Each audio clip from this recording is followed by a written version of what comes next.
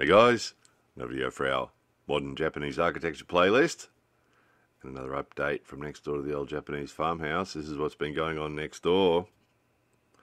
Landscape gardeners have come back and done a beautiful job of the landscape gardening out the front of the houses.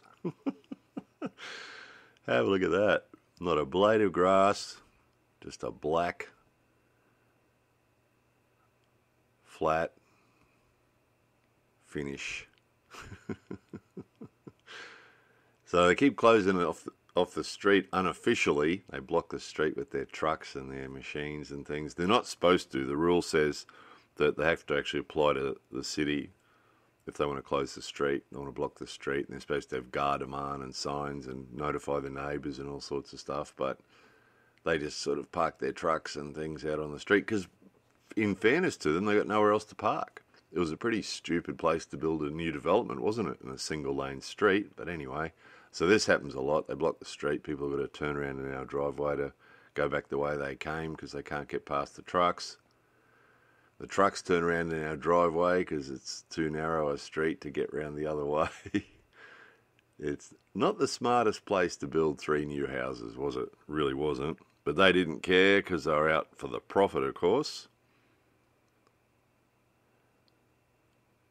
So this is what they're looking like after those guys have finished their faffing. Right where that post is, there's a little triangle there that hasn't been finished yet. It's got a big bag of rubbish sitting on it. But other than that, they've covered all the ground with the bitumen. There's those triangles, right? The turning around or the exit entrance triangles that they've put there to allow cars to get in and out of in front of the houses because the street's too narrow and their blocks are too narrow. So they've each got their little triangle now, and the wall's been cut off so they can cut round the corner, park their cars outside their house. It's hot. You can feel the heat. When you walk past these places, you can feel the heat reflecting off the bitumen. There's just nothing to soften it.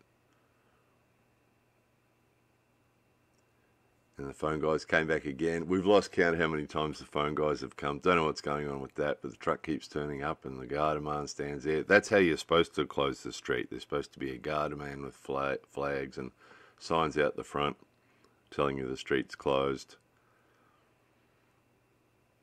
No idea how many times they've been. Lots of times the phone guys have turned up with their cherry pickers and faffed around with the cabling up there and then gone away again.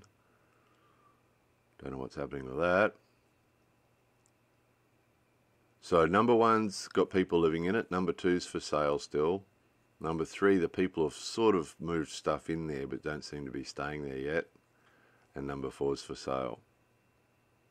So Nissan Nihakuman. So about 2,000. What's that? $220,000, something like that, for that box.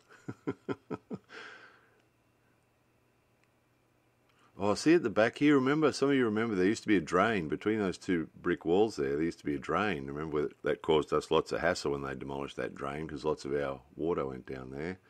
And they've done all their thing there and they're sort of finished pretty much. And they haven't done anything with that at all. They've just left it because it belongs to the neighbour. And now what's happening is every time it rains, this guy continues, the old guy lives here, gets wheelbarrow loads of dirt dropped onto his driveway, just washes down the driveway from that drain. There's a reason that drain's been there for the last few hundred years, and it was probably because it needs to be there, because after it rains, or when it rains, it just gushes down there and brings all the dirt across the street. So nobody seems to care except the old guy who lives in the house. So hopefully he reports it to the council or something.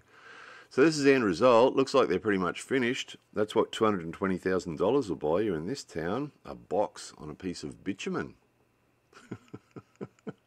The block of land's got to be something like 180 square metres, something like that. Or what you can do is what we did. The cost of our house, plus the renovations that we did, were about $190,000. For that, right next door. And the piece of land we have is about 6 times the size of one of the pieces of land that they're living on, at least. So there's your options. But the Japanese friends and family of ours all prefer the new houses. They all go on about how au chalet they are, how nice they are. Anyway, there's that. More videos coming soon.